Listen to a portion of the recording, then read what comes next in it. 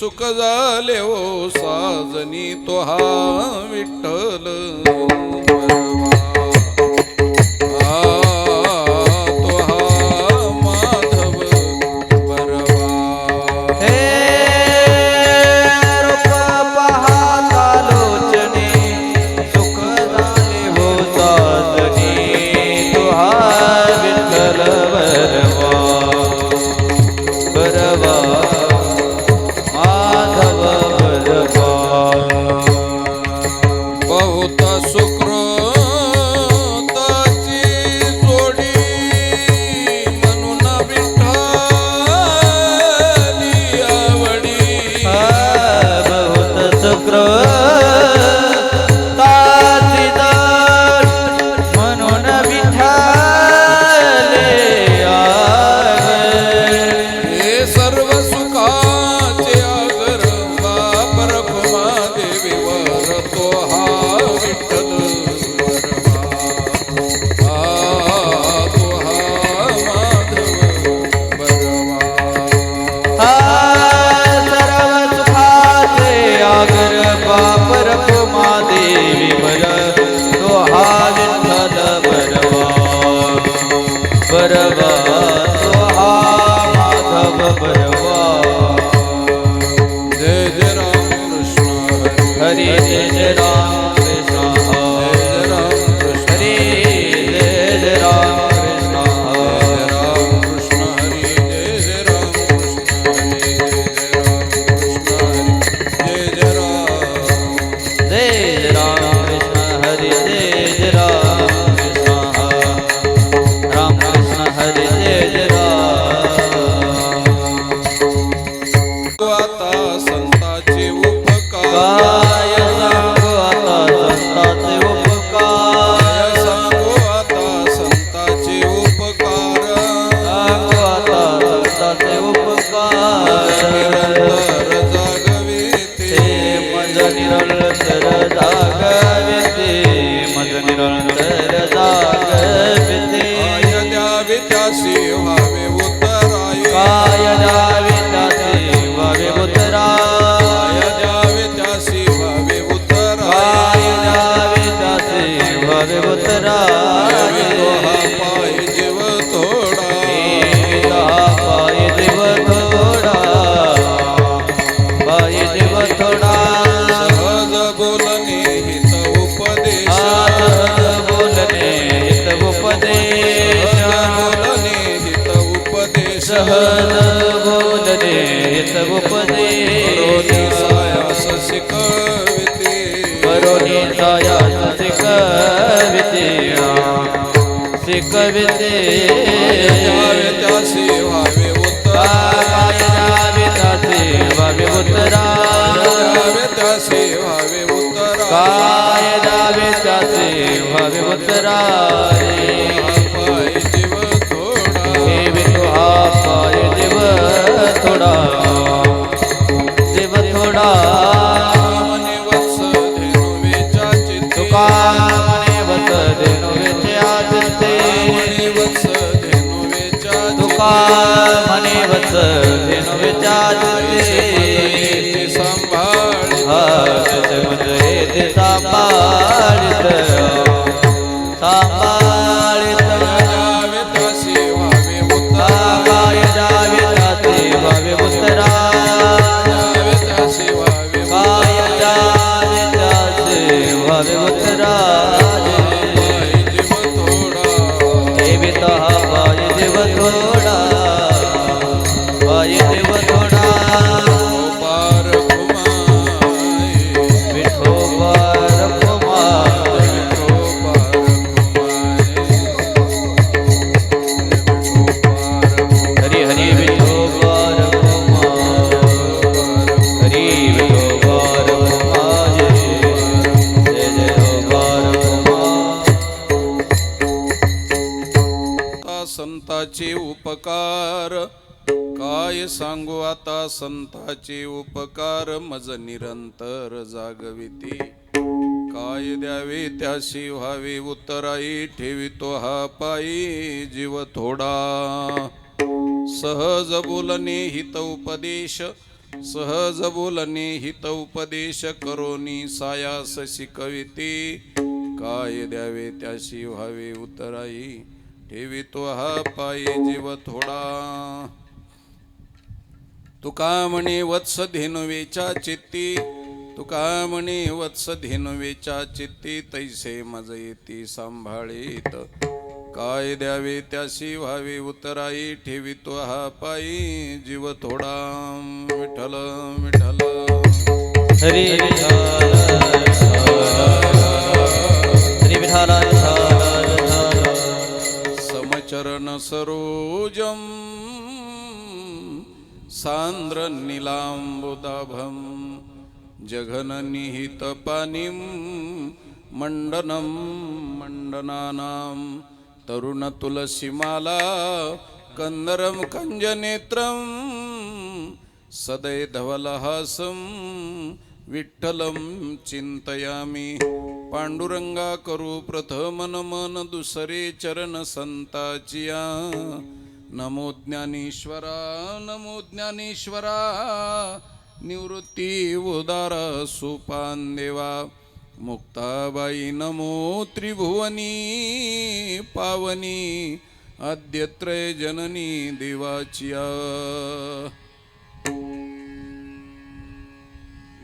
विको आणि बेस ह्याचा कमी करा ट्रबल देऊन आवाज कडक करा विठ्ठल विठ्ठल विठ्ठल विठ्ठल विठ्ठल हरी सभा सकळ साधू संतांची महामुनी विरक्त्यांची पंडित पाठक ज्ञानी यांची या सकळा ते विनवनी करा विठ्ठल स्मरण नामरूपी अनुसंधान सर्व माता भगिनी श्रोतृवर्गाधिकार संपन्न टळकरी वृंद गायक वादक सर्व गुणवान मंडळींच्या महाराज मंडळींच्या आणि परमार्थातल्या जाणकार मंडळींच्या पायावरती सहस्त्रशः प्रणिपात लोटांगण दंडवत घालतो आणि वाह्यात व्यर्थ अनृत खोटं कर्णा पाटो दोषानं युक्त असलेलं भ्रम प्रमाद विप्रलिप्सा निर्माण करणारं चुकवणारं भागवणारं शक्यतो बोलणार नाही साधू संताला अभिप्रेत असलेलं सामान्य जनतेला आणि महाराज मंडळीला शास्त्राला अभिप्रेत असलेलं भगवान परमात्म्याला अनुकूल असलेलं असं चिंतन सांगण्याचा प्रयत्न करतो आणि तुमच्या जीवनामध्ये तुमची वेळ व्यर्थ घालवण्याचा प्रयत्न करीत नाही माझ्याही जीवनातला वेळ वाया घालवित नाही आणि भाकड कथा सांगण्याचा प्रयत्न करीत नाही विठ्ठल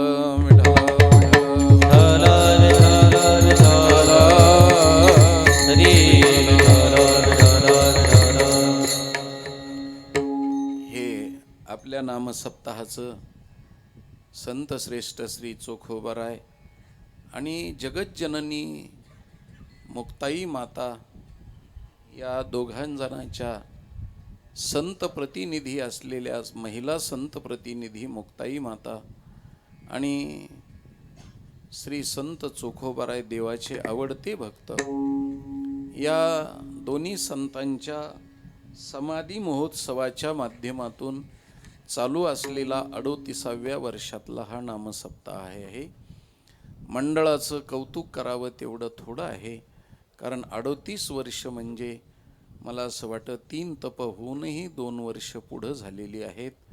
कारण एक तप म्हणजे 12 वर्षाचं असतं. 12 वर्षामध्ये रक्ताचं पूर्णपणे फिल्टर होऊन त्याच्यामध्ये संस्कार आणि संस्कृती घडत असते. आता 3 तप गेले म्हणल्यानंतर नसानसामध्ये आणि रक्तामध्ये तुमच्या परमार्थ मुरलेला आहे असा त्याचा समन्वय आहे.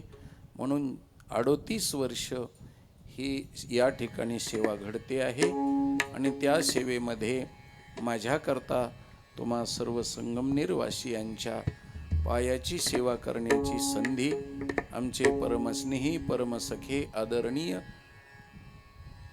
करपे महाराज यांनी माझ्याकरता ही सेवा सुपूर्द केलेली आहे. भगवान परमात्मा मला जशी बुद्धी देतील त्याप्रमाणे यथामती यथा अवकाश या अभंगावरती विवेचन मांडण्याचा प्रयत्न करतो. विठ्ठल विठ्ठल विठ्ठल विठ्ठल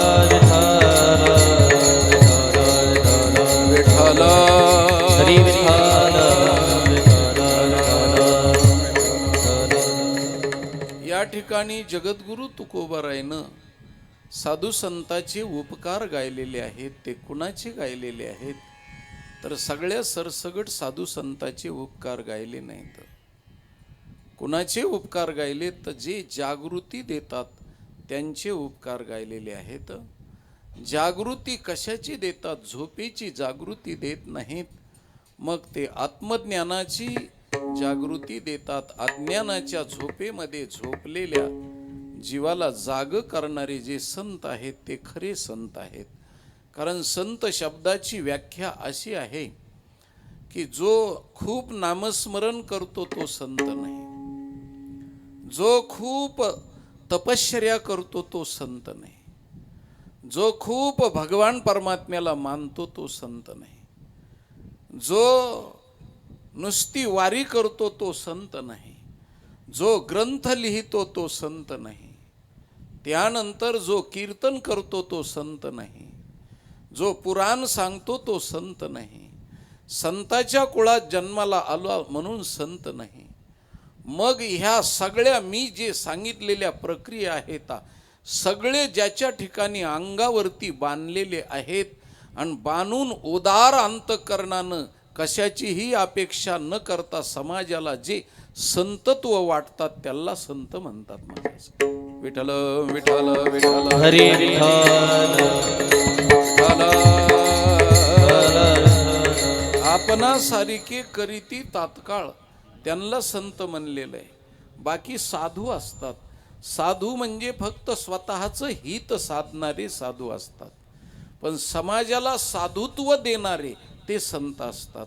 म्हणून खऱ्या अर्थानं पाहिलं तर सेवितो हा रस वाटितो अनेका, सेवितो हा रस वाटितो अनेका, सेवितो हा रस वाटितो अनेका, सेवितो हा रस वाटितो अनेका, सेवितो हा रस वाटितो अनेका, सेवितो हा रस वाटितो अनेका. आघारे होऊ नका रानवरी,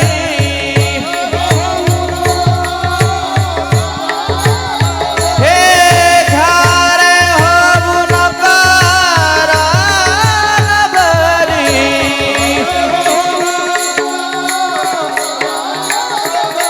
हा विटेवरी जासी पाऊले समान, विटेवरी जासी पाऊले समान, विटेवरी जा.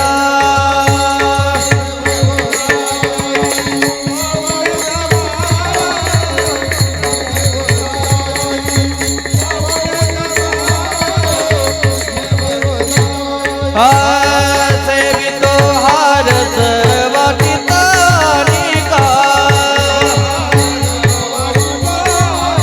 सेवितो हार सर्वाटिता अनेका. घरे होऊ नका रानभरी, घरे होऊ नका रानभरी, घरे होऊ घरे होऊ नका रानभरी. काही नुसते वाटणारे आहेत महाराज, तेही संत नाहीत. आणि काही नुसता रस सेवन करणारे आहेत, ते बी संत नाही. मग स्वतः रस सेवून दुसऱ्याला सेवायला देणारे ते संत असतात. म्हणून हो, स्वतःला अंगावरती बांधून दुसऱ्याला देणारे, अनुभवे आले अंगा ते या जगा देत असो, ते असतात संत. आणि ते संत जगाला देत असताना पहिलं काम करतात ते जागृती देण्याचं काम करतात. हो, तुम्हाला रस वाटतात, पण कधी वाटतात? हो, तर अगोदर ते रस सेवन करतात, तुम्हाला त्याच्यामध्ये रस निर्माण करतात आणि पुन्हा तुम्हाला जाग करून खाऊ घालतात. जसं महाराज, हो, आई जर लेकरू झोपलेलं असेल तर झोपलेल्या लेकराला अगोदर आई जाग करते आणि जाग करून नंतर त्याला दुग्धपान पाजते, त्याला खाऊ घालते. खाऊ घालते नुसती त्याला झोपेमध्ये खाऊ घालीत नाही, आणि झोपेमध्ये खाल्लं तर ते अन्न झोपेमध्ये जात असतं आणि झोपेची निर्मिती करून त्याला ते, हो, मंद मंद अशा बुद्धीकडं आणि तमोगुणाकडं त्याला नेऊन घालीत असतं. म्हणून सेवन करायचं असलं तर ते जागृतीत सेवन करावं लागतं. म्हणून शहाणी कळती आई अगोदर लेकराला जाग करते आणि जाग करून नंतर त्याला खाऊ घालते, दूध पाजीत असते झोपलेल्या अवस्थेत लेकरानं. आणि शक्यतो झोपलेल्या अवस्थेत लेकराला पिता बी येत नसतं. हो, झोपलेल्या अवस्थेतलं लेकरू पीत बी नसतं. म्हणून त्याच्याकरता लेकराला पाजण्याकरता अगोदर आई जाग करते आणि नंतर पाजते. तसं संत अगोदर जाग करतात आणि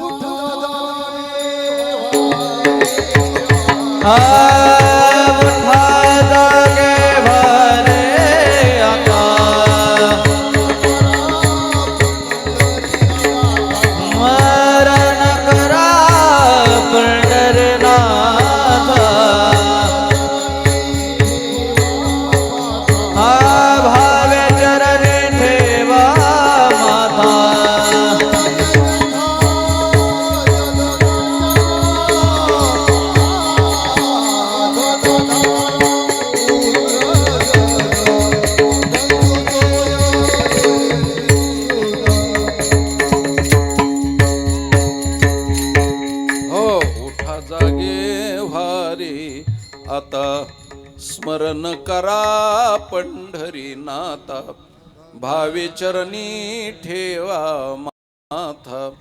चुकवी व्यथा जन्माच्या धनदारा पुत्र जन्म. जाग करतात महाराज सामान्य लोकाला. माझा विषय असा चाललेला होता की आई अगोदर जाग करते आणि नंतर त्याला खाऊ घालते. हो, जाग केल्याशिवाय ती खाऊ घालीत नाही, आणि खाऊ घातलं तर ते लेकराला पचनी पडत नाही. म्हणून त्याच्याकरता पचावं असं जर वाटत असेल तर त्या आईला दोन्हीही करता येतं. त्या लेकराला जाग करते आणि नंतर, हो, पाजीत असते, पाजल्यानंतर मग झोपी घालीत असते.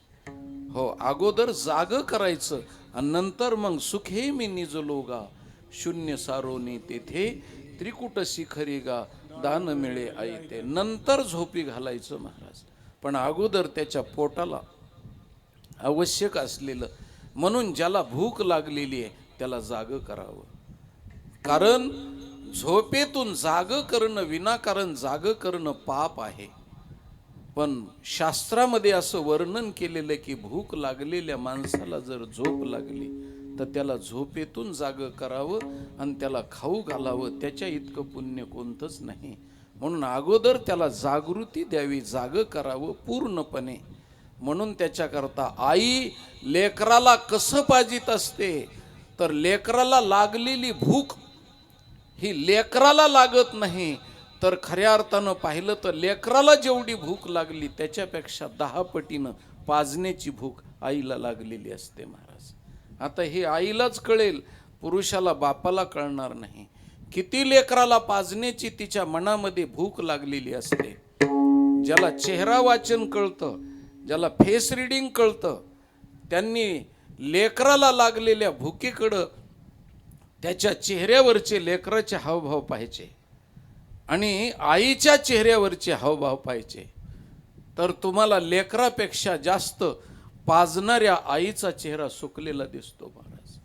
म्हणून तिला भूक लागलेली असते. आणि मग नंतर ती ज्यावेळेस पाजते आणि पाजल्यानंतर गालावरचं दूध पुसून एकदा तिनं मुका घेऊन पाळण्यामध्ये जर लेकराला टाकलं तर ज्याला चेहरा वाचन करता येतो त्यांनी तृप्त झालेल्या लेकराला, खेळायला लागलेल्या लेकराच्या चेहऱ्याकडं पाहायचं आणि आईच्या चेहऱ्याकडं पाहायचं तर लेकराच्या चेहऱ्यापेक्षा 10 पटीनं पाजून आईचा चेहरा तृप्त झालेला असतो. म्हणून आई ही जागृती देऊन पाजते आणि पाजत असताना तिला पाजण्याची भूक लागलेली असते आणि पिल्यानंतर तृप्ती झालेलीची भूक तिलाच लागलेली असते. तसं संत आम्हाला जागृती देतात, आम्हाला परमार्थ शिकवतात आणि आम्हाला परमार्थ शिकवल्यानंतर ती शिकवायची भूक त्यांना किती लागलेली असते. तर आम्हाला जेवढी उद्धाराची भूक लागलेली असते त्याच्यापेक्षा 10 पटीनं संताला पाजण्याची आणि आमच्या उद्धाराची काळजी वाटत असते. बुडत हे जन न देखवे डोळा आणि येतो कळवळा म्हणून जगासाठी आणि जगाला खाऊ घालण्यासाठी आणि पाजण्यासाठी ते समाजाच्या लाट्या काट्या बी खाऊ शकतात. हो, लोकांनी त्यांच्या पाठीवरती वळ येईपर्यंत मारलं. 108 वेळा लोक थुंकले आणि भिक्षाही जरी नाही मागून दिली तरी सुद्धा आम्हाला पाजण्यासाठी ते तत्पर असतात. महाराज आमच्यासाठी तत्पर असतात, पाजण्यासाठी. म्हणून ते पाजायला तत्पर असतात.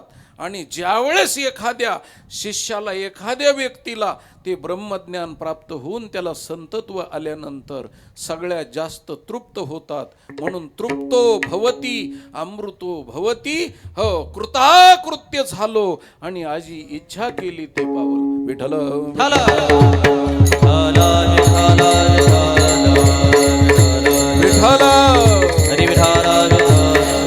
आणि पाजण्याची भूक किती असते हे जर पाहायचं असेल तर सामान्य स्त्रीकडं पाहायचं नाही महाराज.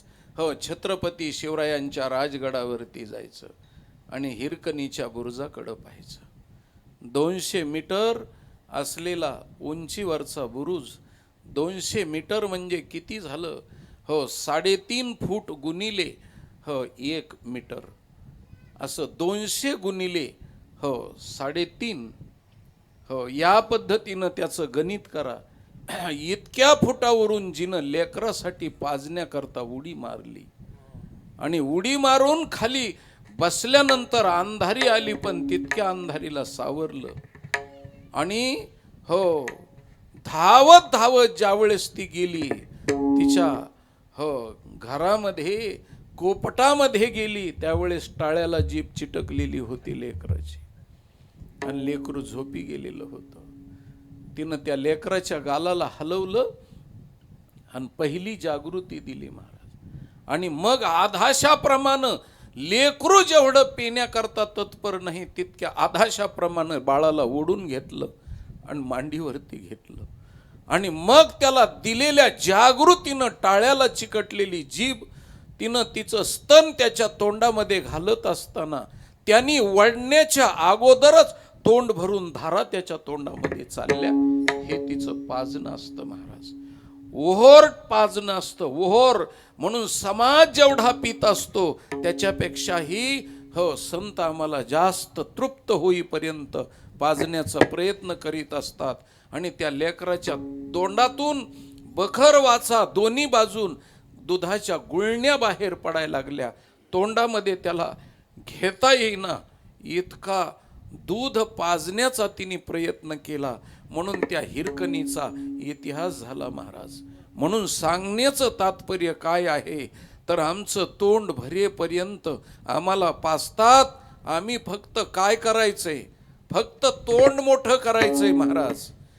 तुम्ही वारे दोही कडे, तुम्ही वारे दोही कडे, वारे दोही कडे, तुम्ही वारे दोही कडे, तुम्ही वारे दोही कडे, तुम्ही वारे दोही कडे.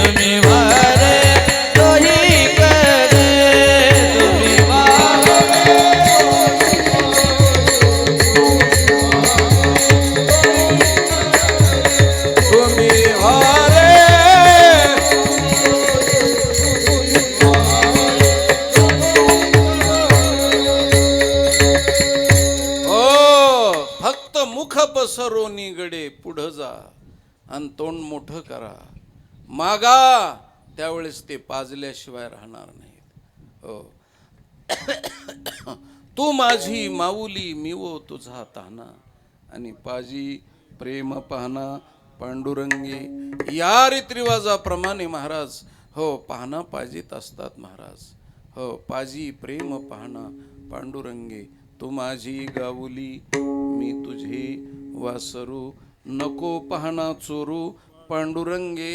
या रीतिरिवाजाप्रमाणे महाराज देव होऊन संत होऊन आम्हाला जागृती देऊन पाजण्याचं काम करीत असतात.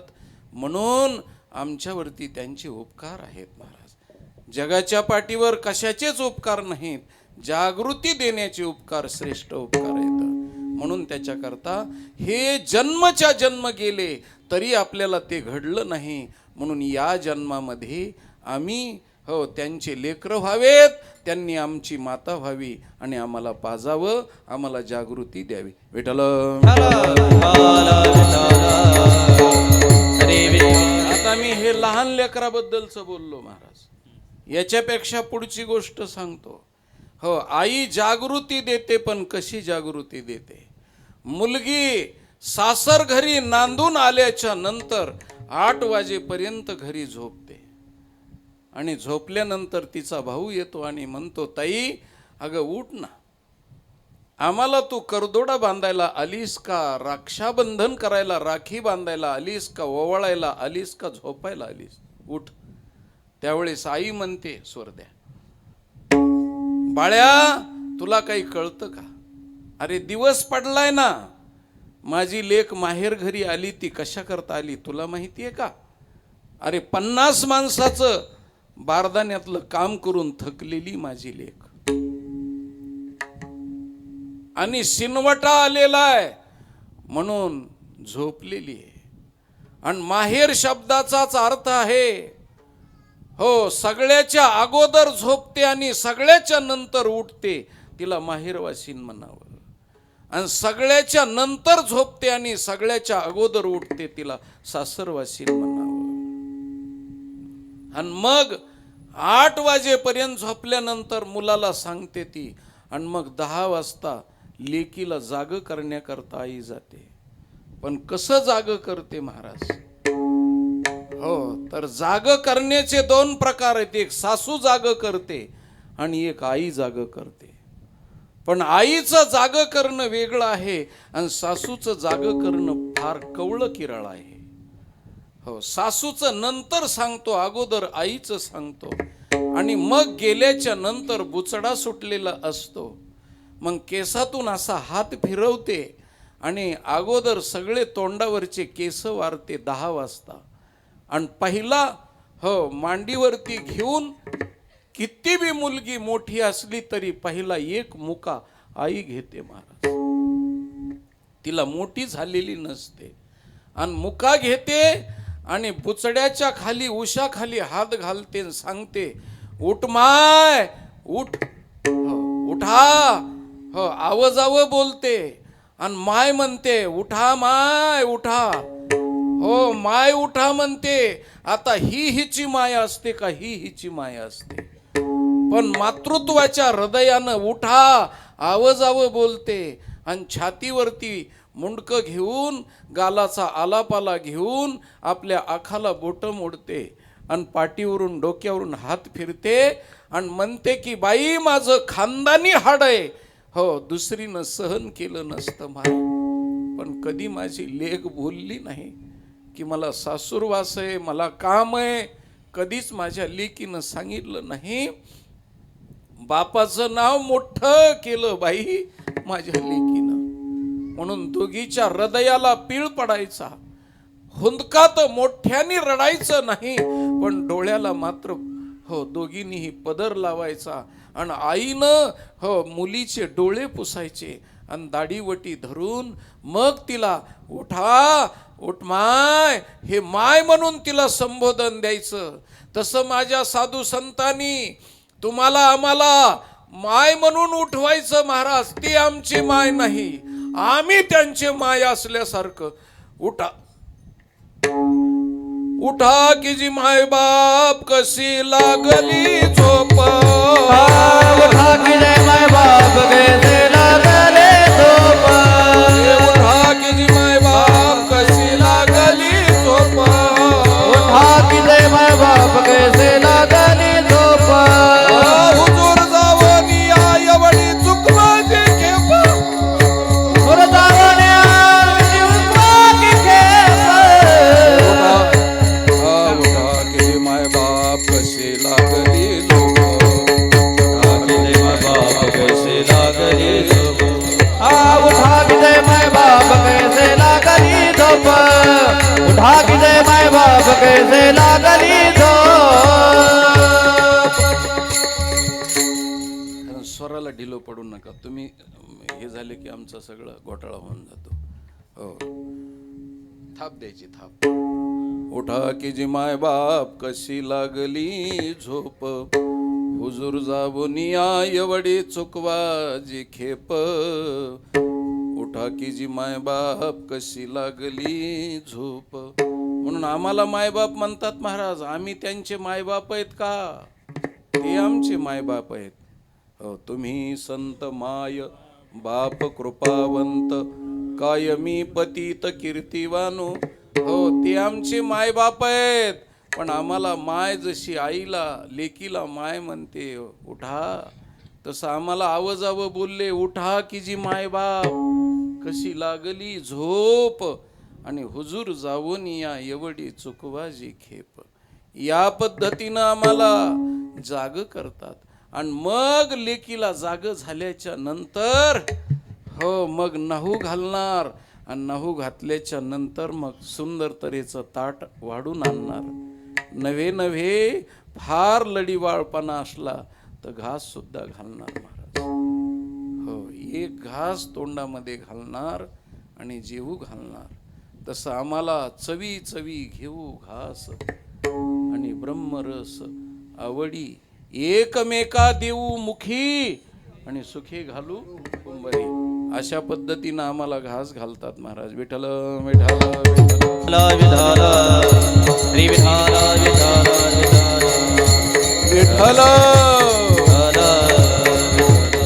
आणि एक घास लेकरू लहान असेल तर एक घास चिवचा माऊचा मावशीचा मामाचा हो पिपीपचा पमपमचा भुरचा फुरचा करून घालते महाराज ती लेकरू खात नसलं तर ती लेकराला म्हणते पाटावर बस हो तो एवढा घास खाल्लास की तुला मामाच्या गावाला घेऊन जाईल मामाच्या गावाला म्हणलं की त्याला नवे कपडे मामी हो मामाची मुलं खेळलेला खेळ सगळं आठवतो त्या लेकराला आणि मग ते एक घास खातं पुन्हा उठून उभं राहतं मला आता ने ना मामाच्या गावाला नुसत्या मामाच्याच गावाला नाही अजून एक घास खाल्लास की तिकडून तिकडंच मावशीच्या गावाला घेऊन जाईल हो मामाच्या गावाला मावशीच्या गावाला आत्याच्या गावाला आणि कसं नेशील तर भुर्र घेऊन जाईल हो पॉमपॉमने घेऊन जाईन पिपीपने घेऊन जाईन असं म्हणते आणि त्याला कुठंच नेत नाही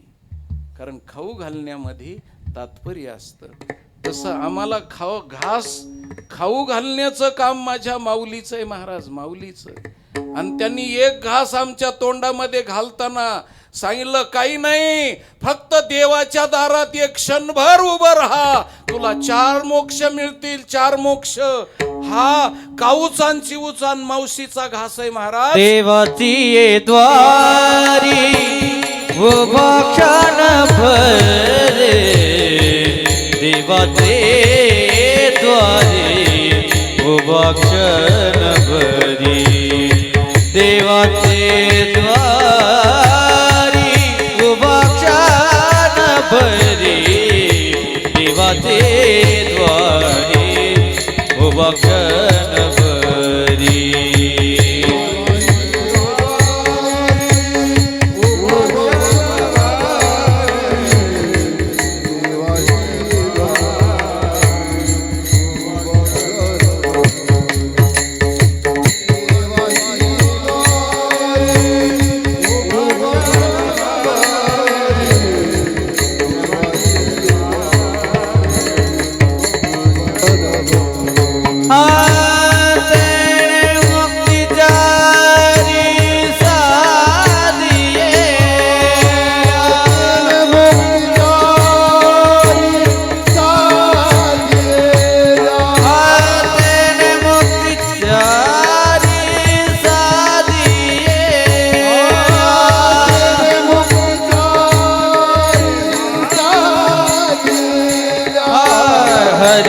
मुखे मना हरि मुखे मना हरि मुखे मना हरि मुखे मना हरि मुखे मना हरि मुखे मना हरि मुखे मना हरि मुखे मना हरि मुखे मना हरि मुखे मना हरि मुखे मना हरि मुखे मना हरि मुखे मना हरि मुखे मना हरि मुखे मना हो देवाची द्वारी. अरे देवाच्या दारात उभं राहिल्यानंतर जर 4 मोक्ष मिळाले असते तर भालदार चोपदाराला लवकर मिळाले असते. हो, पण साधू संतांनी हे सांगितलं. एक जण म्हणला माझ्याच्याने एकादश करणं होत नाही. ठीक आहे, तू भाकरी खातोस का? म्हणले हो भाकरी खातो. मग काही नाही, एक छिद्र मध्यभागी भाकरीला पाडी जा. एक छिद्र पाडलं की तुला एकादश घडल. आता भाकरी खाल्ल्यावर कुठे एकादश घडत असते का? पण त्याला एक छिद्र पाडायला लावलं. तो दर एकादशीला एक छिद्र पाडायचा. 2-4 एकादशी झाल्यावर सांगितलं आता 2 पाडी जा. हो, पुन्हा 4 पाडी जा. पुन्हा करता करता नुसत्या काटावर आणला. आणि मग सांगितलं नुसते काट भाकरीचे खाण्यापेक्षा थोडा साबुदाणा खात जा ना. तितक्याच भाकरीचा खायचा, साबुदाणा शेंगादाणे खायचे. हो, करायचा. आणि नंतर मग निराहार एकादशीकडे त्याला प्राप्त करायचं. हे नादी लावून काम करून घेणं आहे महाराज. तसं आम्हाला संत थोडंसं कसा हो मोह देतात आणि आम्हाला मार्गाला लावण्याचं काम करतात. म्हणून संताची आम्हाला जागृती देत असतानाचे उपकार आहेत. विठ्ठल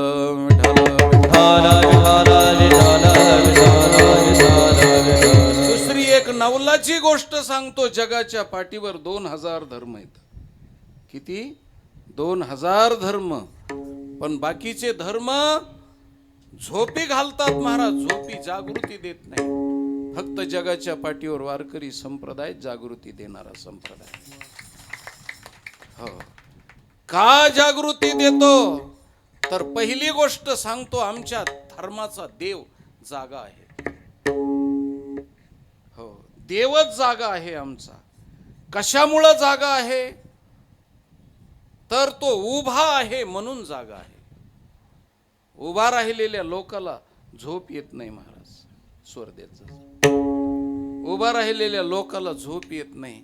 मग तो पंचायत समितीला उभा राहू नाही तर जिल्हा परिषदला.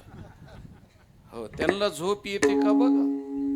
उभं राहिलेल्या लोकाला झोप येत नाही. मग झोप कधी येते? पडल्यावर झोप येते. पडल्यावर म्हणजे तसं पडल्यावर म्हणत नाही मी. हो, धरणीवर पडल्याच्या नंतर झोप येते. कारण पडल्याशिवाय झोप येत नाही. आपल्या मराठी भाषेत शब्द आहे. हो, 2 माणसं असे कीर्तनाहून घरी गेले. जाता जाता रस्त्यानं बराच वेळ बोलत राहिले. आणि सर ते शेवटी म्हणले आता झोप आलेली आहे, झोपा. हो, पडा आता. हो, पडा म्हणल्याबरोबर हो दोघंही म्हणले पडायचंच काम आहे आता. हो, आणि मग दोघा जणांच्या वाड्यावर गेले. एक जण वरच्या गच्चीवर उन्हाळ्यात असल्यामुळं वरी जाऊन झोपला. तो अंथरून टाकलं झोपला. पण एक जण खरोखरच जिन्यामध्ये पडला. आणि पडल्यावर त्याच्या पायाला लागलं. हो, त्यांनी त्याला तिथून सांगितलं अरे मी पडलो रे. तेव्हा म्हणला पड मी बी पडलो म्हणले.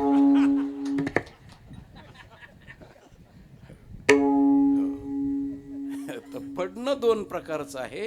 हो, अंथरुणावरती पडणं त्याला झोप लागते. आणि निवडणुकीला उभं राहिलेल्या माणसाला झोप लागत नाही. पडल्यानंतर बळत झोप आणावी लागते. हो, काहीतरी एखादं औषध घेऊन झोप आणावी लागते. त्याला झोप येत नाही. आणि का झोप येत नाही तर पहिल्यांदा हो निवडून येण्याच्या उर्मीनं झोप येत नाही. आणि पाठीमागून जिरल्यामुळं झोप येत नाही. पूर्ण जिरल्यामुळं झोप येत नाही अशी गोष्ट आहे. म्हणून मला सांगायचं काय आहे की हो उभं राहिलेल्याला झोप येत नाही. म्हणून पहिली गोष्ट आमचा देव उभा आहे. देव आमचा उभा आहे. आता ज्या धर्माचे देव जर पांघरून घेऊन झोपलेले असले, आता त्या धर्माचा काय विचार करायचा महाराज? हो, आणि पांघरून घेऊन ते झोपलेले असताना बी जर कदाचित त्याला उकडाय लागलं तरी बी भक्त पुन्हा पांघरून टाकते, आणि सगळ्याच गोष्टीचं पांघरून टाकते. हो हो, आमचा देव उभा आहे, आणि नुसता उभा नाही तर त्याला थंडी वाजल्यानंतर माणसाला झोप येत नाही, उकडाय लागल्यानंतर झोप येत नाही, म्हणून अंगावरती कपडा सुद्धा ठेवला नाही. म्हणून आमचा देव उघडा आहे, उघडा. उभा असूनही कसा आहे? उघडा आहे. बोला महाराज. विठ्ठल विठ्ठल विठ्ठल श्री विठ्ठल विठ्ठल. ओ नेनो ब्रह्म मार्ग चुकले, अन उघडे पंढरपुरासी आडे आले. भक्ते पुंडलिके देखिले, अन उभे केले विटेवरी. हो, उघडा आहे देव. उघडा आहे म्हणजे निरुपाधिक आहे, माया विवर्जित आहे. हो, माया विवर्जित असलेला भगवान परमात्मा आहे. उपाधी वेगळे तुम्ही निर्विकार, काहीच संसार तुम्हा नाही. ऐसे करुनी मज ठेवा नारायणा. हो, आणि समूळ वासना नुरवावे. म्हणजे याचा अर्थ असा, भगवान परमात्मा उघडा आहे. उघडा आहे म्हणजे जसा आहे तसा आहे. परब्रह्म हे उघड आहे म्हणजे हो, माया आणि मायेचा स्वीकार न केलेला परमात्मा आहे. निर्विकार आणि निर्विकल्प असलेला भगवान परमात्मा आहे, म्हणून उघडा आहे.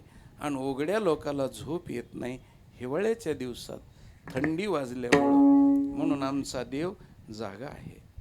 हो, आणि जागा तर आहे, पण भक्ताची कामं करण्याकरता तत्पर आहे. हो, म्हणून किती तत्पर आहे. विठ्ठल विठ्ठल विठ्ठल विठ्ठल विठ्ठल हरी विठ्ठल. हो, वाट पाहे उभा भेटीची आवडी, आणि कृपाळू तातडी उतावेळ. हो, बाप रखुमा देवी वरू विठ्ठलाचे भेटी, आणि आपुले संसाटी करून ठेला. संसाटी म्हणजे आमच्या चाडेस्तव, आमच्या हितासाठी तो तिथं उभा आहे. त्याला संसाटी म्हणतात, आमच्यासाठी उभा आहे तो. म्हणून इतके दिवस झाले पाय दुखत असताना सुद्धा भक्ताच्या कामासाठी उभा आहे. उभा भाविकासाठी, वा वा. उभा भाविकासाठी,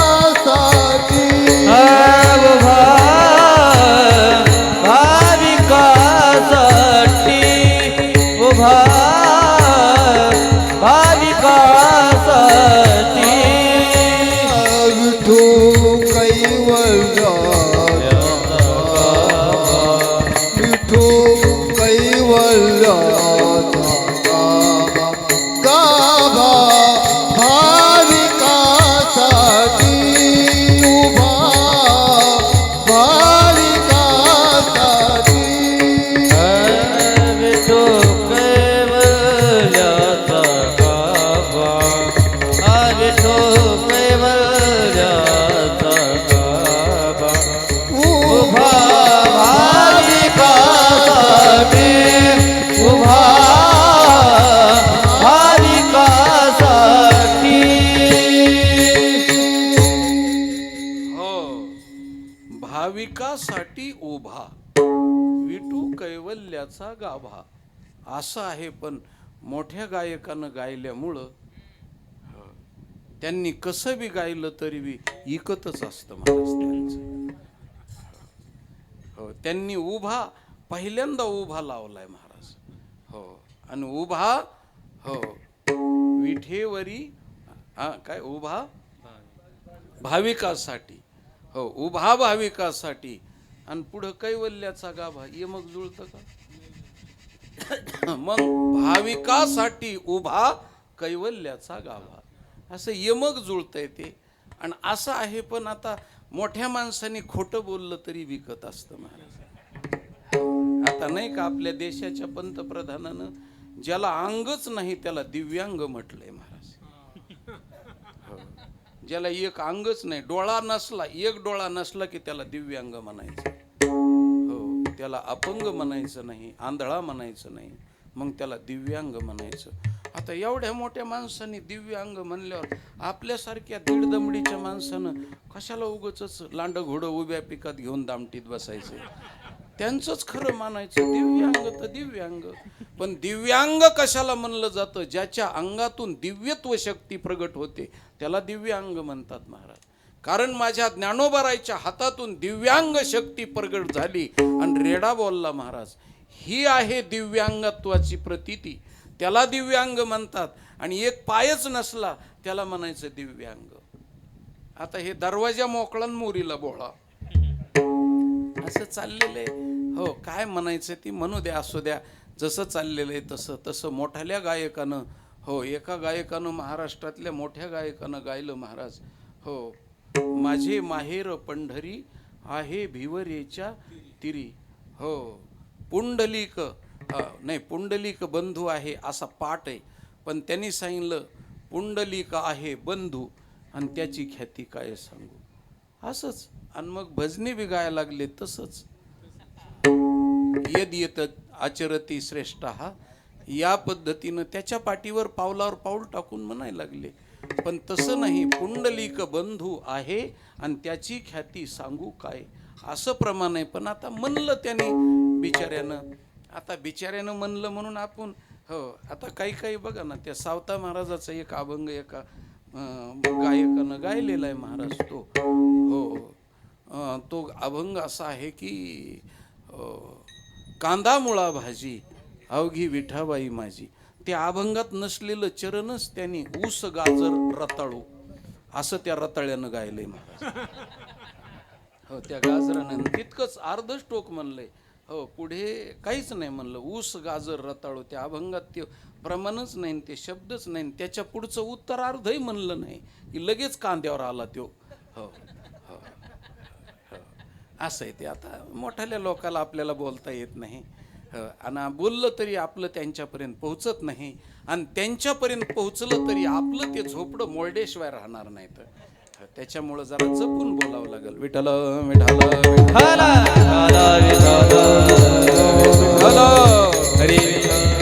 आपला विषय असा चाललेला होता की आमचा देव उभा आहे. त्याच्यामुळं धर्माच्या बाबतीमध्ये देव जागा आहे, म्हणून त्याच्याकरता विठोबाचा धर्म जागो, त्याचे चरणी लक्ष लागो. सांगण्याचं तात्पर्य तो भगवान परमात्मा जागा आहे आमच्या धर्माचा. दुसरी गोष्ट, आमच्या संताचे, हो, संत जागे आहेत महाराज. का तर तुम्हाला बघा, संतांचे फोटो शक्यतो कीर्तन करताना दिसतात, उभे फोटो दिसतात, आणि फार तर ज्ञानेश्वरी गाथा पुढे घेतलेले बसलेले आणि विना घेऊन भजन करतानाचे फोटो दिसतात. बसलेल्या माणसाला बी झोप येत नाही. मी मगाशी सांगितलं, फक्त आडवं पडलेल्या माणसाला झोप येते, ऐका, बसलेल्याला झोप येत नाही. म्हणून आमचे संत एक तर उभे आहेत आणि एक तर बसलेले आहेत. त्याच्यामुळं संत जागे आहेत. दोन, तिसरी गोष्ट, आमचे साधक जागे आहेत. का तर आमची साधना जागी आहे. आमच्या वारकरी संप्रदायाचं कीर्तन हे उभा राहून आहे. त्याच्यामुळं कीर्तनकार झोपत नाही महाराज, कीर्तनकार झोपत नाही. आणि कीर्तनकार झोपू नये त्याच्याकरता टाळकरी सुद्धा उभेच आहेत. आणि उभी असल्यामुळं टाळकऱ्याला झोप येत नाही. कदाचित खाली बसलेल्याला झोप आली तर एखाद्या वेळेस शक्यता आहे. हो, पण अजून तरी, हो, कीर्तन वेळेच्या आत असल्यामुळं, तुमच्या झोपेवरती अतिक्रमण नसल्यामुळं तुम्ही जागू शकता. पण काही काही गावाला 9 ते 11चं कीर्तन 9:30ला सुरुवात होते, आणि मग इतका उशिरा सुरू झालेलं, मग जेवण केल्यानंतर झोपा येतात, आणि मग कीर्तन करायला ते मानानं खुणवतात. महाराज बास करा, असं आहे ते.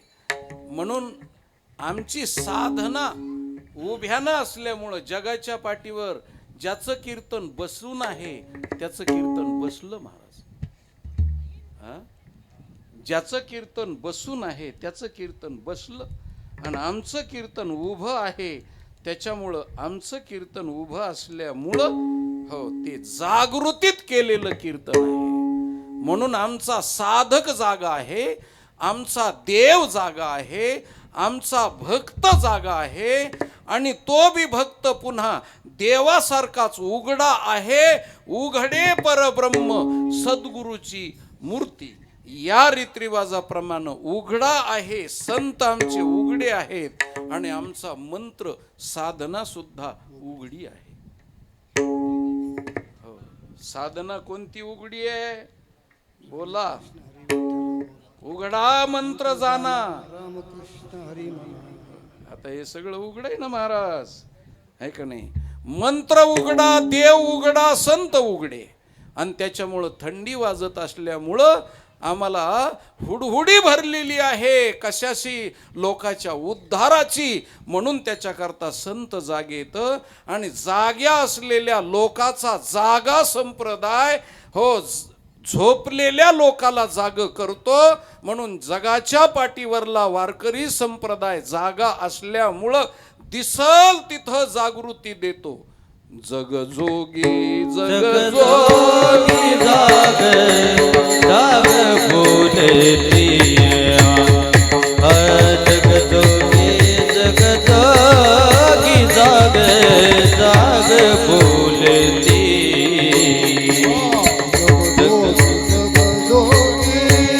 जाग जाग बोलती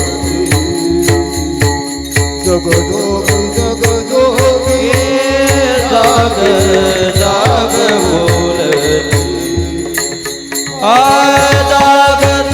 जगदेव राखा काही भाव जगदेव राखा काही भाव अवघा क्षेत्र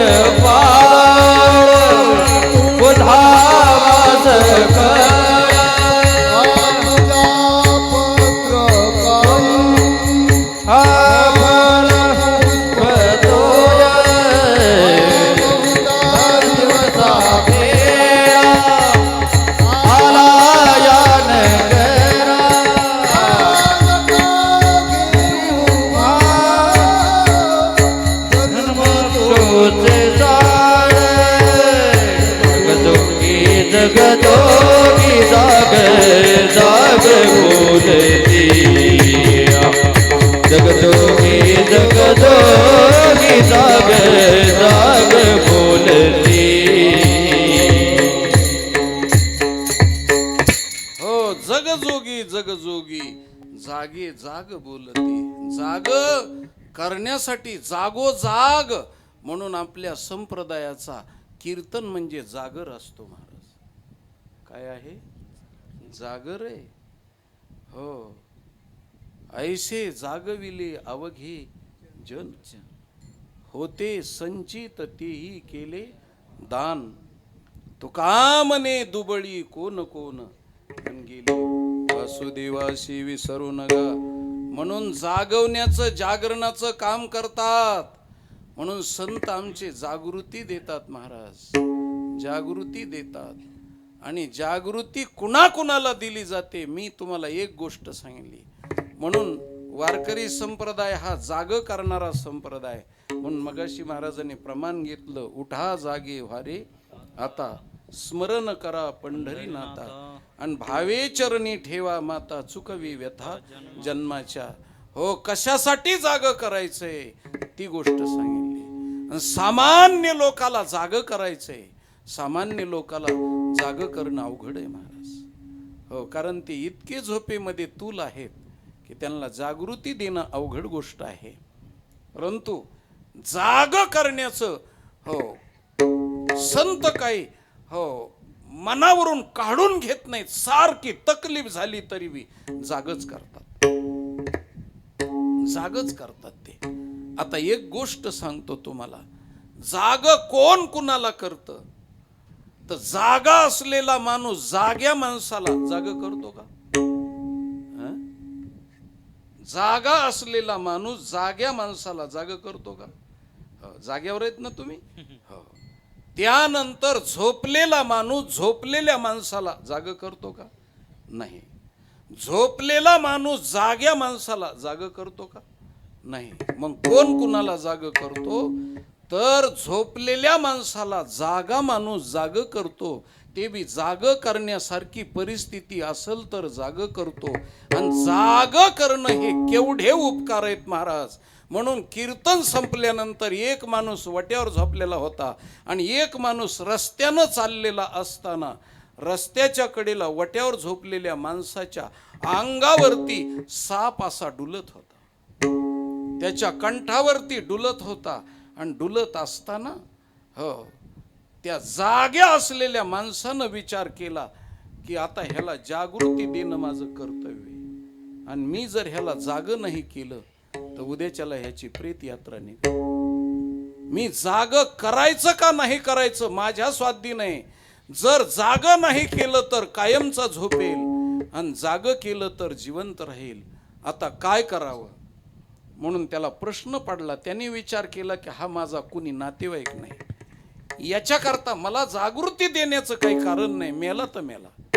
पण पुढे गेल्याच्या नंतर त्याच्या डोक्यात आलं, अरे सगळा गाव झोपलेला आहे आणि एवढा गाव झोपलेला असताना त्याला जागृती देणारा कुणीच नाही, फक्त मी एकटा जागा आहे. त्याच्यामुळं माझं कर्तव्य आहे.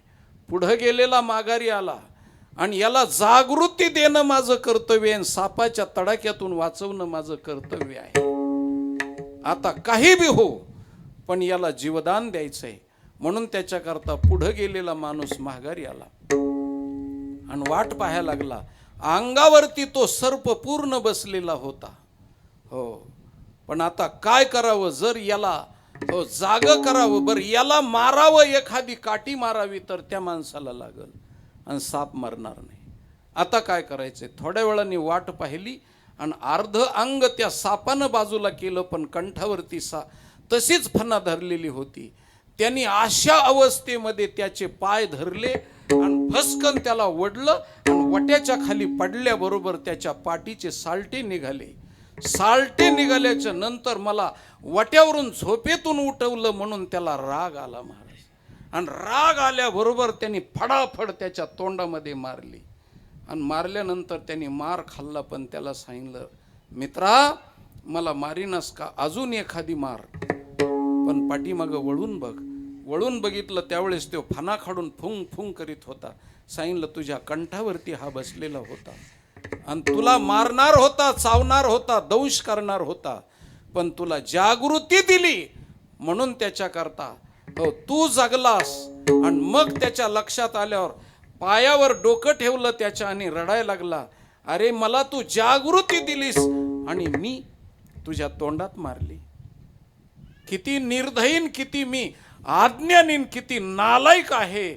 मला मृत्यूच्या दारातून वडून आणलंस तू जागृती दिल्यामुळं. तसं आम्हाला संत जागृती देतात त्यावेळेस आम्ही त्यांच्या फडाफड तोंडात मारतो. संत जागृती देतात त्यावेळेस काट्याच्या काठीनं त्यांना मारतो. संत जागृती देतात त्यावेळेस त्यांना भिक्षा मागू देत नाहीत. संत जागृती देतात त्यावेळेस महाराज आम्ही त्यांच्या आई वडिलाचा उद्धार करतो. तरी सुद्धा ती जाग करतात आणि आत्मज्ञानाच्या जागृतीमध्ये जागा झालेला मग म्हणतो, धन्यवम धन्यवम, मला या संतांनी जाग केलं. आता काय द्यावे त्याशी व्हावे उतराई आणि ठेवी तो हा पायी जीव थोडा. याच्या पायावर माझा जीव थोडला ठेवला तरी कमी आहे. मला त्यांनी जीवदान दिलेलं आहे. म्हणून तुम्हाला आम्हाला काळाच्या तडाख्यातून वाचवण्याकरता संत जागृती देतात. आम्ही झोपलेलो आहोत, आम्ही घोरत आहोत.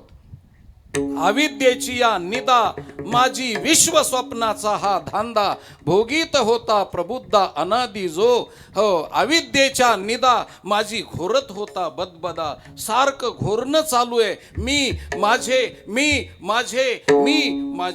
हे घोरणं चालू आहे. त्यावेळेस संत आम्हाला जागृती देतात आणि पाहे पा केवडा पसरला से चवडा करोनी माझी वडा आकार गजू अरे त्या हो नागानं त्या सापानं तुझ्यावरती फणा धरलेली आहे आणि तो काळ रूपी सर्प तुला चावला तर पुन्हा जागृती नाही राजा 84 लक्ष योनी भोगावी लागेल. म्हणून दादा आमचे पाय धरले त्यांनी पाय लागोन या पाया विनवितो तुम्हाला आणि करेटाळी बोला मुखी नाम आमच्या पायाला लागून सकळाच्या पाया माझे दंडवत आणि या रीतरिवाजाप्रमाणे आम्हाला जागृती देऊन आमच्यावरती इतके उपकार केले की 84 लक्ष योनीचा फेरा आम्हाला जागृती देण्यामध्ये चुकवला. म्हणून त्या संताचे उपकार किती मोठेत अभंगाच्या काय सांगू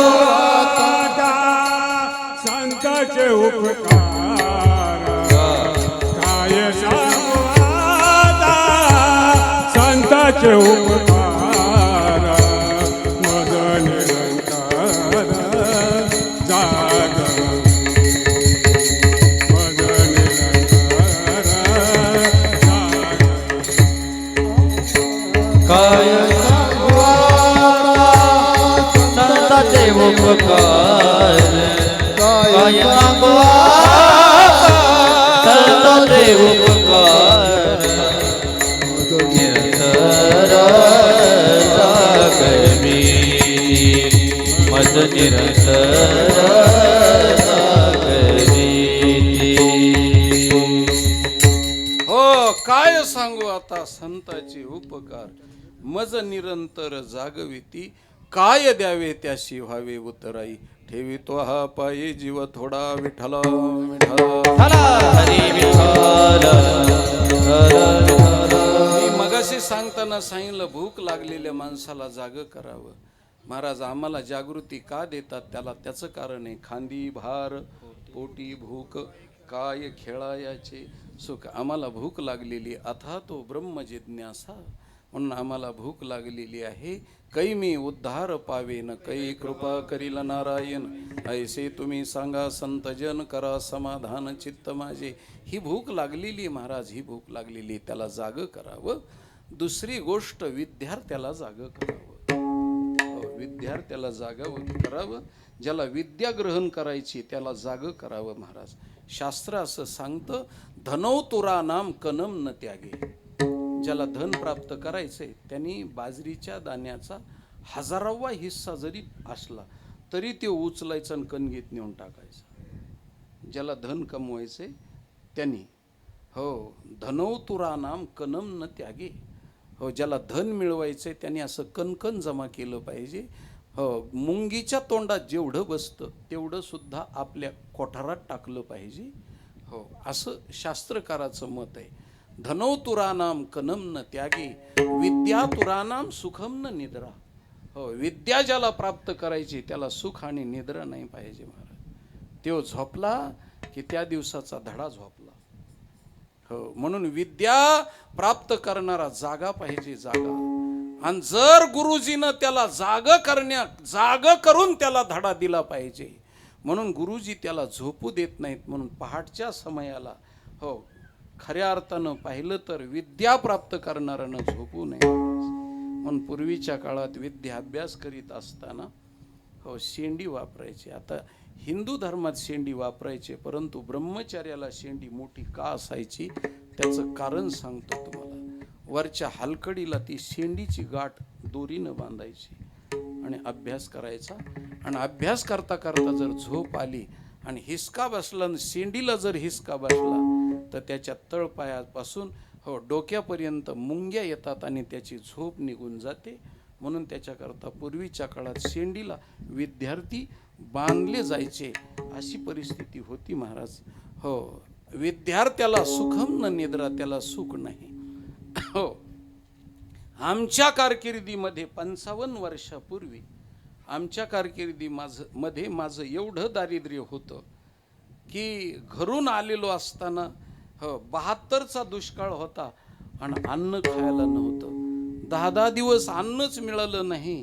फ्रूटवाले धर्मशाळेमध्ये एवढा वगराळभर बाजरीच्या पिठाचा खळा मिळायचा, तिखट आणि मीठ टाकलेलं. 11 वाजता तेवढंच प्यायचं आणि दुसऱ्या दिवशी 11 वाजता तेवढंच प्यायचं. 10 दिवस दाताला भाकर चावायलाच मिळाली नाही. अशी परिस्थिती. खरूज आली तर 5 पैसे नगरपालिकेच्या दवाखान्यात दिल्यानंतर खरुजीचं औषध मिळायचं, पण ते 5 पैसे जवळ नसायचे. मग काय करायचं तर शेतामध्ये जाऊन पात्रीची भाजी आणायची आणि शेळीनं खाल्ल्यासारखी एवढी घमेलभर टोपलभर भाजी खायची आणि ती खरूज गचकरण निघून जायचं. या पद्धतीनं राहायचं. त्यावेळेस पुस्तक नाही, धातू रुपावल्या घोकण्याकरता पुस्तक नाही, ज्ञानेश्वरी नाही, ओव्या पाठ करण्याकरता ना अभंग पाठ करण्याकरता मालिका नाही, गाथा नाही. मग काय करायचं तर रात्रीच्या टाइमला चिमणीवरती बाकीचे विद्यार्थी अभ्यास करायचे चिमणीवरती. कारण धर्मशाळेवाले बल्ब काढून ठेवायचे, कारण का की बिल जास्त येतं म्हणून ते ठेवायचे. मग चिमणीवर ज्याच्याकडे चिमणी आहे त्याच्या उजेडात त्यांनी अभ्यास करायचा. आता मला चिमणी बी नाही आणि मला पुस्तक बी नाही. मग त्याच्यात उजेडावरती तो काही म्हणणार नाही, पण पुस्तकच नाही तर काय पाठ करायचं आणि कसं काय करायचं. मग त्यांनी 10 वाजता झोपायचं आणि झोपत असताना त्यांनी चिमणी विजवायची आणि चिमणी विजवल्यावर दिवा वजवल्यानंतर ते पुस्तक रिकामं झाल्यावर ते पुस्तक घ्यायचं आणि आळंदीच्या स्मशानभूमीत जायचं आणि जिथं प्रेत जळत होते त्या जळत्या प्रेताच्या उजेडामध्ये अभंग पाठ करायचा. महाराज धातू रुपावल्या घोकायच्या, ओव्या अभंग घोकायचे. या पद्धतीनं अभ्यास केला. त्याच वेळेस समाजामध्ये कुठंतरी त्या केलेल्या परिश्रमानं गळ्यामध्ये कुणी हार घातला त्याची किंमत वाटत नाही, कारण त्याच्या पाठीमागं खडतर आहे, तपश्चर्या आहे.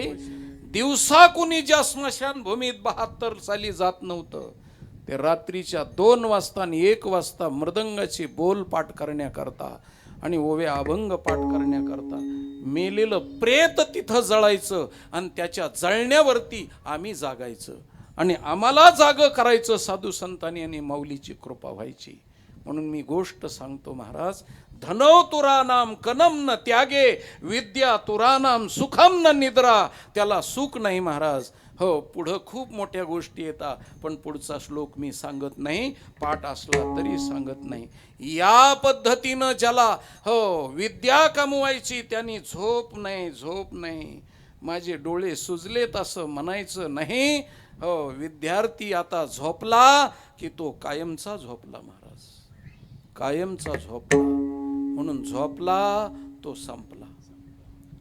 झोपला तो संपला. म्हणून त्याच्याकरता विद्यार्थ्याला जाग करावं. म्हणून हे सगळं जग विद्यार्थी आहे या दृष्टिकोनातून माझ्या तुकोबराईनं जागृती दिली. विठ्ठल विठ्ठल हरी विठ्ठल विठ्ठल हरी विठ्ठल. वाड्यावरती चोर आल्यानंतर मालकाला जाग करायचं महाराज. चोर आल्यानंतर चोराची चाहूल लागली की म्हणून गुरखा असतो, गुरखा तो मालकाला जाग करण्यासाठी असतो. पूर्वीच्या काळामध्ये गाव कामगार असायचा, गुरखा नसायचा. म्हणून गुरखा झोपला नाही पाहिजे.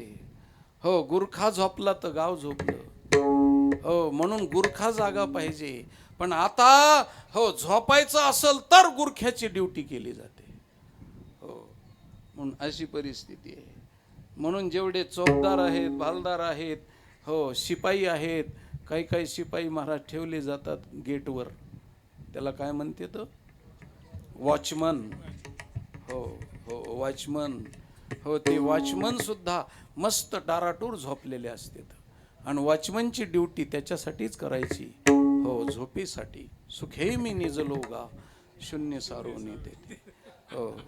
म्हणून त्याच्याकरता हे लोक जागे पाहिजेत. म्हणून मी चिंतन सांगतो, मालक जर वाड्यावरती जागा असेल आणि नुसता खोकारला जरी खोकला तरी 100 चोर जरी आले तरी त्यांची टाप नाही त्यांच्यावरती डाका दरोडा टाकण्याची. पण हो 10 चोर असले घरामध्ये 50 माणसं असले आणि झोपलेले असते आणि एकदा वाड्यामध्ये प्रवेश केला की ते 50 माणसाची बी कत्तल करू शकते तर आणि पैसा हरण करू शकते. तसं देहरूपी वाड्यामध्ये जिवाजी पंत मालक आहेत मालक. आणि जोपर्यंत हे मालक जागे होत नाहीत तोपर्यंत काळ नावाचा डाकू डकेती टाकण्याकरता डाका टाकण्याकरता या देहरूपी वाड्यावरती टपलेला आहे. आणि त्यांनी 55 प्रकारचे रोग त्यांनी शरीरामध्ये सोडलेले आहेत आणि पाठीमागून या देहरूपी वाड्याला खिंडार पाडलेलं आहे. डोळेगावची कवाडं बसली, पायगावची मेटे गेली, त्यानंतर महाराज टिंब टिंब उठू पळू लागले, त्याच्याच्यानं धीर धरवेना. अशी अवस्था झाल्याच्या नंतर त्या देहरूपी वाड्यावरती त्या काळ नावाच्या डाकून डाका टाकलेला आहे. आणि जवळ आल्याच्या नंतर सगळे नातेवाईक बाजूला राहतेत. मालकाला विचारलं जातं धन कुठे आहे. तसं काम, क्रोध, मद, मत्सर, दंभ, अहंकार, आशा, तृष्णा, मनशा, कल्पना ह्या सगळ्या या गावातल्या रयत बाजूला राहत्यात. आणि जिवाजी पंताला धरलं जातं. नाही त्या यमाशी करुणा कुडी बाहेर काढिता प्राणा. ओढाळ सापडे जैसे धान्य थोर यातना भोगी जेती. आणि मग काय करतात ते मारिती तोडीती झोडीती निष्ठुरा.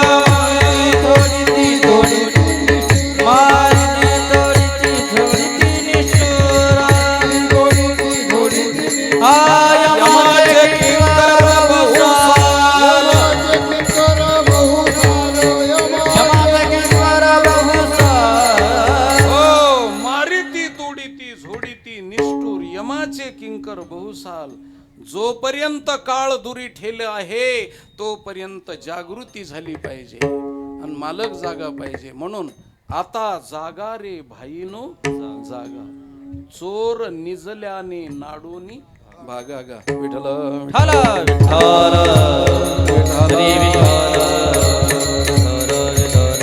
हा डाकू काय नेतो महाराज, तर हा डाकू प्राणाचं धन, प्राण्याचं धन हरण करतो. कशाचं? आयुष्यरूपी धन हरण करतो. आपण जे किमतीनं मिळवलेलं एक एक क्षण मिळवलेलं आणि ते धन तो हरण करतो आणि महाराज आपल्याला तकलीफ देतो. म्हणून त्याच्याकरता जिवाजी पंतानं जागं झालं पाहिजे. म्हणून चिरंजीव जिवाजी पंत ठाणेदार, याशी आत्माराम पंत कामावीसदार.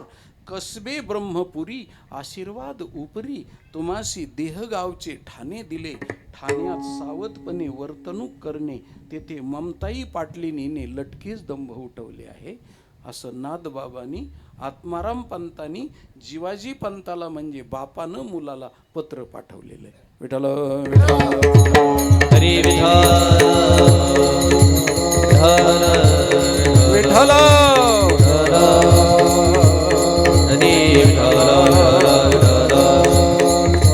म्हणून चोर घरात शिरायच्या अगोदर मालक जागा पाहिजे. त्यानंतर तुम्हाला सांगतो खूप गोष्टी येतात जागा करण्याच्या. 4 चाक्याच्या गाडीवर बसलेला ड्रायव्हर जागा पाहिजे आणि त्याला जागा करण्याकरता पुढच्या ह्याच्यावर लिहिलं जातं, झोपला तो संपला. या न्यायानं तिथं जागं केलं जातं. म्हणून सगळ्या जणाला त्या चोराला त्या ड्रायव्हरला जागं केलं पाहिजे. आणि ड्रायव्हर जर जागा झाला नाही तर सगळे मधले गाडीतले माणसं झोपले जातील. विठ्ठल विठ्ठल हरी विठ्ठल विठ्ठल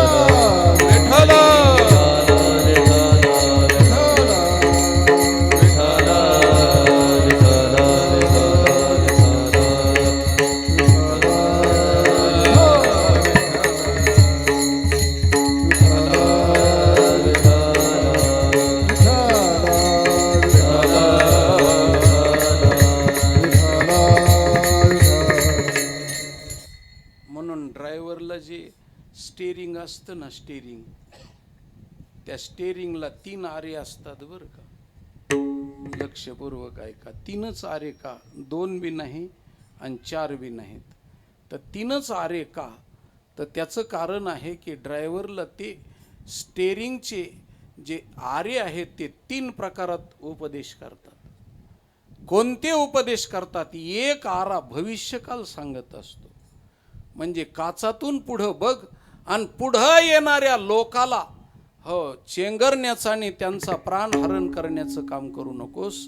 सावधानतेनं खऱ्या अर्थानं पाहिलं तर तू गाडी चालव, म्हणून त्याच्याकरता एक आरा पुढचं सांगतो भविष्यकाल, त्यानंतर दुसरा आरा विठ्ठल विठ्ठल विठ्ठल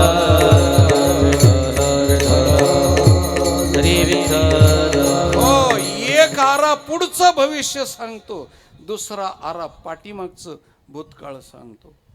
कारण आरशामध्ये बघून पाठीमागून येणाऱ्या वाहनापासून आपलं वाहन जगलं पाहिजे, म्हणून त्याच्याकरता भूतकाल दाखवतो. हो, एक आरा भविष्यकाल दाखवतो, एक आरा भूतकाल दाखवतो आणि एक आरा वर्तमान काल दाखवतो. म्हणजे गाडीत बसलेल्या लोकांचं संरक्षण करणं तुझं काम आहे. म्हणून भूतकाळ, भविष्यकाळ, वर्तमान काळ तिन्ही काळामध्ये ड्रायव्हर जागा पाहिजे. तसा आमचे संत, तुम्ही जन्म मरणाच्या जीवनामध्ये ड्रायव्हिंग करायला आलेला आहात, तुम्ही जागे पाहिजे. विठ्ठल ती जागृती देण्यासाठी आमच्या संतांनी वेगळ्या वेगळ्या युक्त्या केल्या महाराज. आम्हाला जाग करण्यासाठी देवाला जाग केलं, कारण देवाच्या वतीनं तरी तुम्ही त्या धाकानं जाग होताल, म्हणून देवाला जाग केलं. कसं जाग केलं? उठा पांडुरंगा प्रभात समयो पातला, प्रभात समयो पातला, वैष्णवांचा मेळा गरुडा पायी दाटला, वैष्णवांचा मेळा गरुडा पायी दाटला. पांडुरंगा पातला, समयो पातला, वैष्णवांचा मेळा गरुडा पायी दाटला, वैष्णवांचा मेळा गरुडा पायी दाटला. हो, उठा पांडुरंगा प्रभात समयो पातला. देवाला जाग करून आम्हाला जागृती द्यायची संताचं उद्दिष्ट एक आहे. त्यानंतर जर परमात्मा जागा नाही झाला तर संताला किल्ली माहिती आहे महाराज. हो, आपण एखाद्या माणसाकडे गेलो तर ते झोपलेले म्हणल्यानंतर मग त्यांना सांगायचं की, त्यांच्या धर्मपत्नीला सांगायचं की उठवा ना, मालकाला उठवा, जरा अर्जंट काम आहे. ती म्हणते आत्ताच झोपले, परंतु जर मी गेलो तर पुन्हा वेळ निघून जाईल, तुमच्या मालकाचं नुकसान होईल, त्याच्याकरता तुम्ही मालकाला उठवा. मग बायकोला सांगायचं, कारण ती उठवणारी, मी मगाशी सांगितलं आई उठवणारी आहे, तशी बायको उठवणारी आहे. म्हणून पांडुरंगाच्याकडं उठवण्यासाठी आमच्या रुक्मिणी मातेकडं वशिला लावला. राही रुक्माबाई दया रमाबाई रमाए मुझा दया, हलवून जागे करा देवराया, हलवून जागे करा देवराया, पासूनी महाधरा पर्यंत पासूनी महाधरा पर्यंत. राही रखुमाबाई तुम्हा येऊ द्या दया, आणि शेजे हलवूनी जागे करा. रखुमाबाई माते वेगी उठवा घन निळ. म्हणून त्यांच्याकडं बायकोकडून त्यांना जाग करायचं आणि देवाकडून समाजाला जाग करायचं. दुसरी गोष्ट, कदाचित जर संत आपलं देवाच्याकडून नाही जाग झालं तर संताला जाग करायचं, कारण संताकडून समाजाला जागृती मिळते, म्हणून संताला जाग करायचं. उठा साधू संत साधा आपुले हित, सापुले हित, जाईल हा नरदेव कैसा भगवंत, भगवंता जाईल हा नरदेह मग कैसा भगवंता उठा साधू संत साधा आपुले हित आपुले हित जाईल हा नरदेह मग कैसा भगवंता जाईल हा नरदेह मग कैसा भगवंता. हो, आता मला एक जणांनी प्रश्न विचारला, साधू संताला जाग केल्यानंतर साधू संत तर जागेच आहेत, देव बी जागाच आहे, देव झोपत नाही, संतही झोपत नाहीत. परंतु गोष्ट अशी आहे की संताला इशारा करायचा आहे आणि इशारा करून संताला का जाग करायचंय त्याचं एकमेव कारण सांगतो. विठ्ठल विठ्ठल विठ्ठल विठ्ठल विठ्ठल. संताला का जाग करायचंय तर संताचा देह वायाला जाणार नाही, आमचा देह वायाला जाईल, समाजाचा. म्हणून उठा साधू संत साधा आपुले, आपुले म्हणण्यामध्ये आदर आरती आमचं, आपुले हित, आणि जाईल हा आमचा नरदेह जाईल, त्यावेळेस आम्हाला कसला भगवंत आहे. म्हणून तुम्ही जाग व्हा आणि तुम्ही जागृती द्या. म्हणून साधू संताकडून, देवाकडून, समाजाकडून, गुरुजीकडून, हो आईकडून, बायकोकडून, अशा वेगळ्या वेगळ्या पद्धतीनं जागृती देण्याचं काम आम्हाला साधू संतांनी केलेलं आहे. तर कुठं जागृती देत असताना वेगळ्या वेगळ्या पद्धतीनं अजूनही जागृती खूप मोठी आहे, पण आपला झोपायचा टाईम झालेला आहे. हो, कारण 9 वाजलेले तर 9 वाजून गेलेले तर आपल्या जेवणाचा टाईम आहे. त्याच्याकरता हो मी जास्त बाकीचं चिंतन सांगत नाही. 9च्या पुढं जाणं अशक्य कोटीतली गोष्ट आहे. जागृतीचं चिंतन अजून खूप मोठं आहे, पण तुम्हाला हो जेवणामुळे झोप लागू नये म्हणून त्याच्याकरता पुढचं चिंतन मी सांगत नाही. असो, तात्पर्य सांगण्याचं काय आहे की या विविध प्रकारातून कृलुप्त्या, युक्त्या, प्रयुक्त्या करून आम्हाला साधू संतांनी आम्हाला जाग केलं. म्हणून काय सांगू आता संताचे उपकार, मज निरंतर जागविती विठोबा रखुमाई.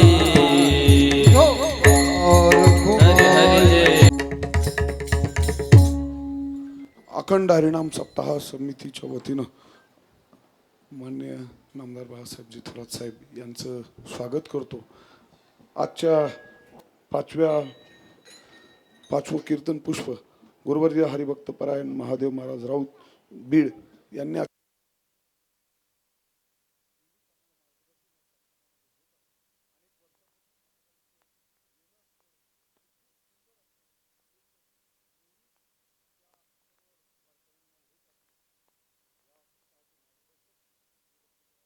महाराज करपे यांच्या मार्गदर्शनानं आणि प्रेरणेनं हा सप्ताह 38व्या वर्षामध्ये पदार्पण करत असताना 5वं पुष्प अत्यंत झालेलं आहे.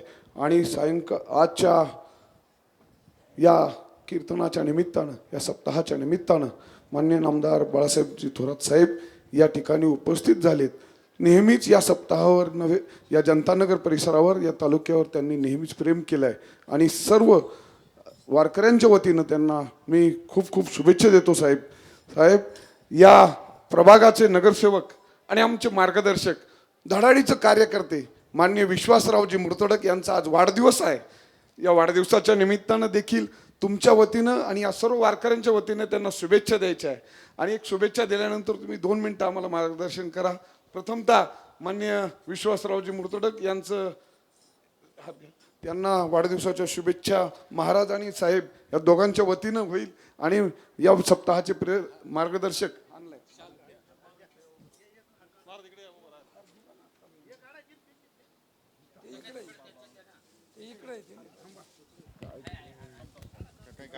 नाही काही नका होतं नाही महाराज बर राहू दे. पुंडलिका वरदेव हरिविठ्ठल श्री ज्ञानदेव तुकाराम पंढरीनाथ महाराज की जय. जगद्गुरु तुकाराम महाराज की जय. साहेब विश्वासरावांच्या मागे तुमचं नेहमीच आशीर्वाद राहिला आहे आणि आमच्या वारकऱ्यांचा सुद्धा त्यांना नेहमीच आशीर्वाद राहील. महाराजांच्या आशीर्वादानं आणि या संत तुकाराम, जगद्गुरु तुकाराम महाराजांचं गाथापारायण येथं होत आहे. होत असताना या ठिकाणी आमचे रामभाऊ महाराज, गुरुवर्य रामभाऊ महाराज राऊत यांचे शिष्य श्री रामायणाचार्य तुषार महाराज खाताळे यांचं आदिशक्ती मुक्ताईच्या चरित्र आणि संत श्रेष्ठ चोखा महाराजांचं चरित्र ते सांगताय. त्यानंतर जगद्गुरु तुकाराम महाराजांचा जो गाथापारायण सोहळा अत्यंत सुंदर अनेक वर्ष ज्यांच्या नेतृत्वाखाली होत आहे, त्या आमचे हरिभक्तपरायण सुदाम महाराजजी कोकणे, हरिभक्तपरायण बाळासाहेब महाराज खताळ यांच्या नेतृत्वाखाली अत्यंत सुंदर असं सकाळी पारायण होत असतं. त्यानंतर हे 5वं पुष्प आजपर्यंत जे 4 कीर्तनं होत आले ते सुंदर असे वारकरी कीर्तनं आणि वारकऱ्यांच्या जे मार्गदर्शक तत्वानुसार कीर्तनाच्या परंपरेनुसार अशी कीर्तनं झालीत आणि इथून पुढचाही कार्यक्रम त्याच पद्धतीने आहे. तुमच्या शुभेच्छा आम्हाला असाव्यात म्हणून आम्ही तुम्हाला आग्रह केला की तुम्ही कुठंही असं आपण एक 5 मिनटं आमच्याकडे आल्यानंतर आम्हाला ऊर्जा मिळते आणि हे कार्य करत असताना तुमच्या ऊर्जेमुळे आम्ही हे प्रोत्साहनामुळे हे करत असतो.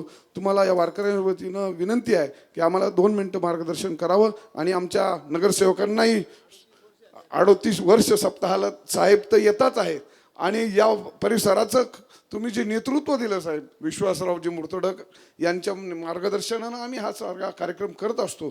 त्यांनाही शुभेच्छा तुमच्या वतीनं द्या आणि आमच्या सर्वांच्या वतीनं द्या. तुम्ही आमचे कुटुंब प्रमुख आहात. तुम्ही आले म्हणजे आम्हाला आनंद होतो. रामकृष्ण हरी.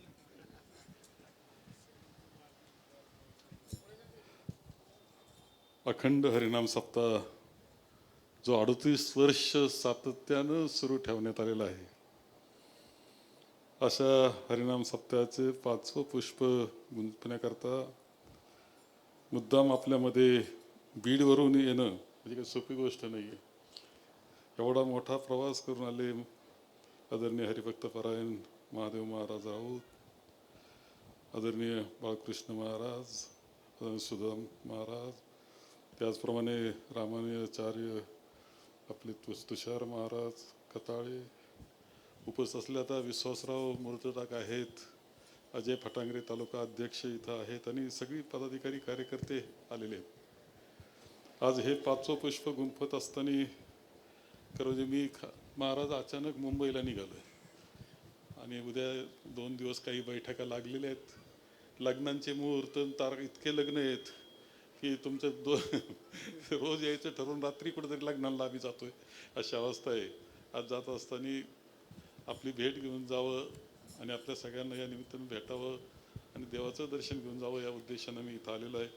आज चांगलं एक विश्वासराव मुर्तडक यांचा वाढदिवस आहे आणि विश्वासराव मुर्तडक हे मी पाहतोय की 2000 साली ते नगराध्यक्ष झाले होते आणि त्यावेळी जनतेतून नगराध्यक्ष निवडून आणण्याची पद्धत होती आणि डॉक्टर सुधीरजी तांबे यांच्या नेतृत्वाखाली नगरपालिकेची वाटचाल चालू होती. त्यामध्ये एक मोठा वाटा त्या 5 वर्षामध्ये यात शहराच्या विकासाकरता त्यांनी उचलला. अजूनही ते सातत्यानं प्रयत्न करणारे, धडपडणारे, नवे कामं करणारं अशा प्रकारचं एक नेतृत्व हे विश्वासराव मुर्तडक यांचं आहे.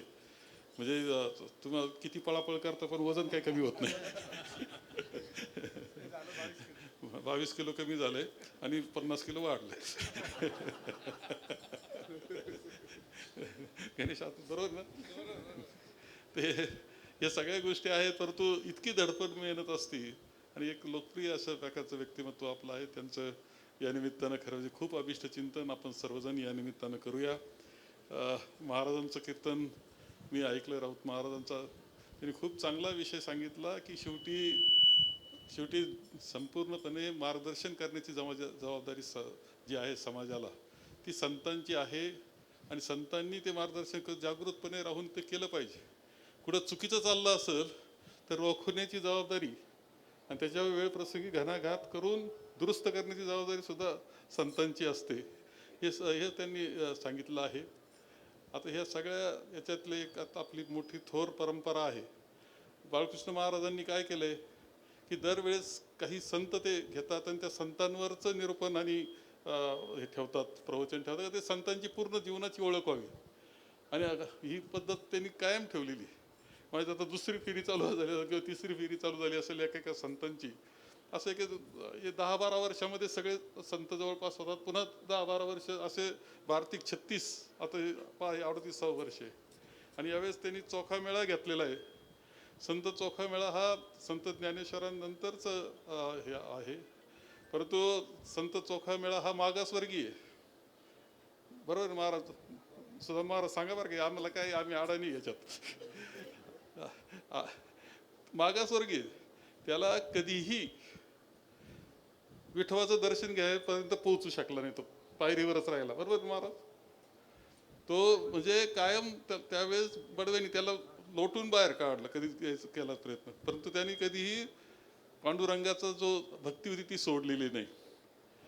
अबीर गुलाल उधळीत रंग जे आहे ना, तो अभंग आपण खूप यांना म्हणतो, पण ते कडवं पुढचे कडवे सुद्धा ऐका बरं का त्यातले. त्या कडव्यांमध्ये काय म्हटलंय, तो म्हणतो मी दीन आहे, माझा अधिकार नाही तुझ्यापर्यंत पोहोचायचा. हे म्हणण्याची वेळ त्या संतावर येत होती. त्यांची पत्नी त्या चोखामेळ्याची पत्नी सोयराबाई, तिनं जे अभंग लिहिलं आहे, अवघा रंग एक झाला रंगात रंगला श्रीरंग. बरोबर आहे ना रे? असंच काय? हा.